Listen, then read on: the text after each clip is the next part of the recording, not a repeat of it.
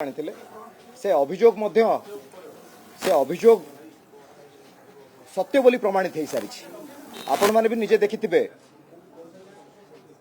आमर website government of India रो website Darpan रे आपण देखि पारथिबे बिजू नवीन इंस्पिरेशनल फाउंडेशन गठन करा जायछि। एही कथा को उपस्थापन करथिले डॉक्टर प्रभात विश्वाल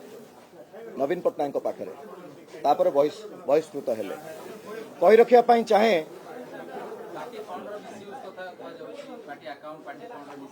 सेटा भविष्य रे आपण माने निजे जानि परिबे। कहि रखिया पई चाहे जो भली भाव रे अत्याचारित करा जायछि जो भली भाव रे अन्याय करा जायछि ताहा केबे जो भली भाव रे और पूज्य पिता डॉक्टर प्रभात विश्वाल को ऊपर अन्याय हेछि तांको प्रति जो भली भाव रे अत्याचार करा जायछि जो भली भाव रे अधर्म करा जायछि ताहा केबे भी ग्रहणीय नुहे।